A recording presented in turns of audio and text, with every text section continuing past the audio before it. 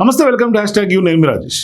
So ఇప్పుడు తెలంగాణ రాష్ట్ర రాజకీయ వర్గాల్లో కానీ లేకుంటే తెలంగాణలో ఉన్నటువంటి ప్రజానీకంలో కానీ అందరి దృష్టి ఖచ్చితంగా బీసీలకు సంబంధించినటువంటి రిజర్వేషన్ల అంశం, అట్లాగే స్థానిక సంస్థల ఎన్నికలు, ఈ రెండింటిపైన ప్రధానంగా ఫోకస్డ్గా ఉన్నాయి. సో ఈ నేపథ్యంలో ఇప్పటికే ప్రభుత్వం, తెలంగాణ ప్రభుత్వం కానీ సీఎం రేవంత్ రెడ్డి గారు కానీ స్పష్టంగా చెప్తున్నటువంటి వ్యవహారం ఏంటంటే బీసీలకు 42% రిజర్వేషన్లు ఖచ్చితంగా ఇచ్చి తీరాల్సిందే అనే ఒక నిర్ణయంతో ఆయన అడుగులు వేస్తూ ముందుకు వెళ్తూ ఉన్నారు. తాజాగా చట్టాలు చేసి అక్కడ అసెంబ్లీలో బిల్లులు పాస్ చేసి గవర్నర్ దగ్గర, రాష్ట్రపతి దగ్గర కూడా షెడ్యూల్ 9కి సంబంధించినటువంటి అంశాలు పెండింగ్లో ఉన్నప్పటికీ కూడా ఇప్పుడు ప్రధానంగా హైకోర్టులో కూడా కొంత చుక్కెదురైంది ఈ వ్యవహారంలో. అయినప్పటికీ కూడా ఎక్కడ తగ్గేదేలే అన్నట్టుగా సీఎం రేవంత్ రెడ్డి స్పష్టంగా బీసీలకు 42% రిజర్వేషన్లు ఇచ్చి తీరాల్సిందే. అందుకని ఇప్పుడు నెక్స్ట్ ఏం చేయాలి అనే దాని మీద, అంటే ఇప్పుడు తాజాగా హైకోర్టు ఇచ్చినటువంటి తీర్పు పట్ల, అంటే మధ్యంతర ఉత్తర్వులు ఇచ్చిన తర్వాత ఆ ఆర్డర్ కాపీ వచ్చిన తర్వాత కొన్ని అంశాలు తెర మీదకి వచ్చినాయి. అందుకని ఇప్పుడు ఈ అంశాలు బేస్ చేసుకుని, ఈ ఆర్డర్ కాపీ బేస్ చేసుకుని సుప్రీంకోర్టు తలుపు తట్టాలని సీఎం రేవంత్ రెడ్డి నిర్ణయం తీసుకుంటూ తెలుస్తుంది. మనం గత 2 రోజులుగా చెప్తూనే ఉన్నాం, నెక్స్ట్ సీఎం రేవంత్ రెడ్డి గారు ఎక్కడ తగ్గేదే లేదు, ఆయన స్పష్టంగా సుప్రీంకోర్టుకు కూడా వెళ్తారు, ఖచ్చితంగా బీసీలకు రిజర్వేషన్ ఇచ్చి తీరాల్సిందే అనేది ఆయన ఒక నిర్ణయంతో కొంత ఉన్నారు. అంటే ఎక్కడ కూడా ఒక అడుగు కూడా వెనకడుగు వేసే ప్రసక్తి లేదని స్పష్టంగా చెప్పాం. సో ఇటువంటి సందర్భాల్లో ఇప్పుడు తెలంగాణ ప్రభుత్వం సుప్రీంకోర్టుకి ఆశ్రయించబోతోంది. అక్కడ స్పెషల్ లీవ్ పిటిషన్ దాఖలు చేసే అవకాశాలు ఉన్నట్టుగా మనకు స్పష్టంగా అర్థమవుతుంది. అంటే బీసీ రిజర్వేషన్లకు సంబంధించినటువంటి జీవో నెంబర్ 9 పైన తెలంగాణ హైకోర్టు ఇప్పుడు మధ్యంతర ఉత్తర్వులు జారీ చేసినటువంటి నేపథ్యంలో రాష్ట్ర ప్రభుత్వం ఈ నిర్ణయం తీసుకున్నట్టుగా స్పష్టంగా కనిపిస్తోంది. సో ఇప్పుడు తాజాగా సోమవారం రోజు సుప్రీంకోర్టును ఆశ్రయించబోతోంది తెలంగాణ ప్రభుత్వం. అంటే హైకోర్టు తీర్పుని కొంత స్టడీ చేసి ఆ తీర్పు కాపీని కూలంకుషంగా లీగల్గా ఎటువంటి ఇష్యూస్ ఉన్నాయో అవన్నీ కూడా స్టడీ చేసిన తర్వాత ప్రభుత్వ సీనియర్ కౌన్సిల్తో కూడా సుప్రీంలో వాదనలు వినిపించాలని సీఎం రేవంత్ రెడ్డి తాజాగా నిర్ణయం తీసుకున్నట్టుగా తెలుస్తుంది. అంటే అభిషేక్ మను సింగ్ ఎవరైతే మన హైకోర్టులో వాదించారో ఆయన కానీ, లేకుంటే సిద్ధార్థ్ దవే వంటి సీనియర్ అడ్వకేట్లతో రిజర్వేషన్ల పైన కొంత ప్రావీణ్యం కలిగినటువంటి అడ్వకేట్లతోటే వాదనలు వినిపించాలని తెలంగాణ ప్రభుత్వం నిర్ణయం తీసుకున్నట్టుగా సమాచారం. సో ఇప్పుడు హైకోర్టు జీవో నెంబర్ 9 పైన కొంత తాజాగా స్టే విధిస్తూ కూడా 2 వారాల్లో పిటిషనర్లకు సంబంధించినటువంటి కౌంటర్ దాఖలు చేయాలని, అట్లాగే 4 వారాల్లో ప్రభుత్వం తరఫు కూడా కొంత కౌంటర్ దాఖలు చేయాలని కూడా హైకోర్టు తాజాగా ఆదేశాలు ఇచ్చింది. సో ఇప్పుడు తదుపరి విచారణను 4 వారాలకు వాయిదా వేసినటువంటి నేపథ్యం మనకు తెలుసు.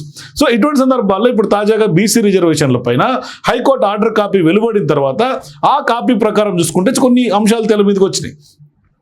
ఆ యొక్క కాపీ ప్రకారం జీవో నెంబర్ 9 కానీ, 41 కానీ, 42 కానీ ఈ 3 జీవోల పైన కూడా హైకోర్టు స్టే విధించింది. ట్రిపుల్ టెస్ట్ పాటించకపోవడం పైన హైకోర్టు అభ్యంతరం వ్యక్తం చేసినట్లుగా స్పష్టంగా కనిపిస్తోంది. అయితే సుప్రీంకోర్టు నిబంధనల ప్రకారం 50% రిజర్వేషన్లను మించి ఉండడాన్ని మాత్రం స్పష్టంగా హైకోర్టు తప్పుపట్టింది. తదుపరి విచారణను డిసెంబర్ 3కు వాయిదా వేసింది. సో ఇప్పుడు వికాస్ కృష్ణరావు గవాలి, అట్లాగే రాహుల్ రమేష్ వాగ్ కేసుల్లో కూడా సుప్రీంకోర్టు తీర్పులను హైకోర్టు పరిగణలోకి తీసుకుంది.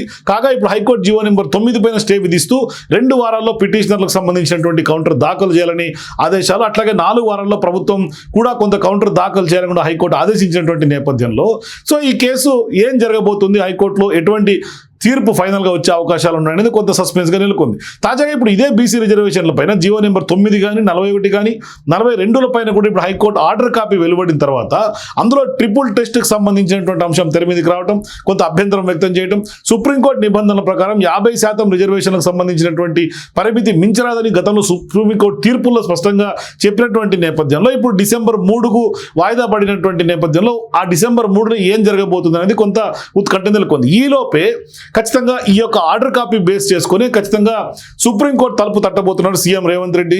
అంటే గతంలో ఇతర రాష్ట్రాల్లో ఎటువంటి రిజర్వేషన్లు అమలు చేశారు, ఇప్పుడు ఖచ్చితంగా ఇక్కడ అమలు చేయాల్సినటువంటి అవసరం ఏంటి, కులగణనకు సంబంధించినటువంటి సర్వే యొక్క సారాంశాన్ని, ఇట్లాగే ఇప్పుడు అక్కడ ఆప్షన్స్ అన్ని ఎవాల్యుయేట్ చేసి ఖచ్చితంగా సుప్రీంకోర్టులో వాదనలు వినిపించాలి, ఖచ్చితంగా స్పెషల్ లీవ్ పిటిషన్ దాఖలు చేయాలనేది కూడా సీఎం రేవంత్ రెడ్డి గారి యొక్క అభిమతం. ఒకవేళ సుప్రీంలో కనుక కొంత అటు ఇటుగా వచ్చినా, అంటే ఖచ్చితంగా మనం ఒక హోప్ తోటి, పాజిటివ్ థింకింగ్ తోటి మనం వెళ్లాల్సినటువంటి అవసరం ఉంది సుప్రీంకోర్టుకి. ఎందుకంటే గతంలో కూడా హైకోర్టులో కేసు ఉండగానే సుప్రీంకోర్టుకు సంబంధించినటువంటి గతంలో కొంతమంది ఇదే రిజర్వేషన్కి వ్యతిరేకంగా సుప్రీంకోర్టుకు వెళ్తే అది కొంత పాజిటివ్ కానీ సీఎం రేవంత్ రెడ్డి గారికి కానీ తెలంగాణ ప్రభుత్వానికి కానీ కొంత తీర్పు వచ్చినటువంటి నేపథ్యం. ఇప్పుడు మళ్ళీ కూడా ఇప్పుడు హైకోర్టులో ఇంకా కేసు పెండింగ్లోనే ఉన్నప్పటికీ కూడా లేదు, ఈ ఆర్డర్ కాపీ వచ్చింది కాబట్టి, మధ్యంతర ఉత్తర్వులు వచ్చినాయి కాబట్టి ఈ ఉత్తర్వులు బేస్ చేసుకొని వెళ్తే ఖచ్చితంగా మనకు పాజిటివ్గా ఉండే అవకాశం ఉంటుందంటూ కూడా సీఎం రేవంత్ రెడ్డి గారు భావించడం. మరోవైపు ఖచ్చితంగా అంటే ఈ యొక్క లీగల్ బ్యాటిల్కి కొంత సిద్ధపడుతున్నటువంటి వ్యవహారం చూస్తుంటే ఖచ్చితంగా బీసీలకు 42% రిజర్వేషన్లు అనేది ఇవ్వాల్సిందే అని సీఎం రేవంత్ రెడ్డి గారు చెప్పినట్టుగా తెలుస్తుంది. మరోవైపు ఈ ఆర్డర్ కాపీ చూస్తే ఖచ్చితంగా ఎన్నికలను ఎక్కడ నిలుపమని హైకోర్టులో ఆర్డర్లు ఎక్కడ కనిపించలేదు. అంటే స్పష్టంగా అంటే జనరల్ రిజర్వేషన్ సంబంధించినటువంటి అంశాలను నోటిఫై చేసిన తర్వాత ఎన్నికలు నిర్వహించుకోవచ్చు అనే అంశం కూడా స్పష్టంగా ఆర్డర్ కాపీలో ఉంది. అంటే ఇప్పుడు రిజర్వేషన్ అంశం క్లారిటీ వస్తే తప్పితే ఎన్నికలకు వెళ్ళే అవకాశం లేదు. కాబట్టి ఎన్నికలు నిర్వహించుకోవచ్చు అని చెప్పినప్పటికీ కూడా జనరల్ని ఎంత నోటిఫై చేయాలి, అట్లాగే ఏ సామాజిక వర్గానికి ఎంత రిజర్వేషన్లు ఇవ్వాలనే అంశం మీద ఒక క్లారిటీ వస్తే తప్పితే ఎన్నికలకు వెళ్ళే అవకాశం లేదు. కాబట్టి ఈ యొక్క అంశంలోనే ఇప్పుడు ఖచ్చితంగా సుప్రీంకోర్టుకి స్పష్టంగా వెళ్ళిన తర్వాత అక్కడ స్పెషల్ లీవ్ పిటిషన్ దాఖలు చేస్తే అక్కడ సీనియర్ అడ్వకేట్లతో వాదోపవాదనలు జరిపిన తర్వాత తెలంగాణలో కులగణనకు సంబంధించినటువంటి అంశం, ఎందుకంటే కులగణనకు సంబంధించి జనాభా దామాషా ప్రకారంలోనే ఖచ్చితంగా రాజకీయ విద్యా ఉద్యోగ అవకాశాలు ఖచ్చితంగా ఇవ్వాలని కూడా స్పష్టమైనటువంటి ఒక విజన్ తోటి సీఎం రేవంత్ రెడ్డి ముందుకెళ్తున్నటువంటి నేపథ్యంలో అంటే దేశంలో ఎవరు చేయనటువంటి పనిని తెలంగాణ సీఎం రేవంత్ రెడ్డి చేయటం అంటే ఒక గ్లోబల్ మోడల్గా తెలంగాణ మోడల్ని కొంత ఎవాల్యుయేట్ చేస్తున్నటువంటి సందర్భంగా ఇప్పుడు స్పష్టంగా బీసీలకు రిజర్వేషన్లు ఇచ్చి తీరాల్సిందే అని ఏదైతే ఆయన చెప్తున్నారో అదే మాట ప్రకారం ఇప్పుడు సుప్రీంకోర్టులో తలుపు తట్టడం, సుప్రీంకోర్టులో ఇప్పుడు ఫర్దర్గా ఏం ఆర్డర్స్ వస్తాయి, ఏ విధంగా వాదనలు జరుగుతాయి అనేది మాత్రం కొంత ఆసక్తిని రేపుతుంది. సో మీరు కూడా సుప్రీంకోర్టుకి సీఎం రేవంత్ రెడ్డి వెళ్ళటం దాన్ని మీరు ఏ విధంగా ప్రకటిస్తారు? ఒకవేళ సుప్రీంకోర్టులో అడ్మిట్ అయినా కూడా ఖచ్చితంగా పార్టీ పరంగా ఆయన ఇచ్చి వెళ్తానని సీఎం రేవంత్ రెడ్డి గారి చిత్తశుద్ధిని చూస్తుంటే మీకేమనిపిస్తుంది? మీ అభిప్రాయాల కింద కామెంట్స్ తెలియజేయండి. For more videos please watch #.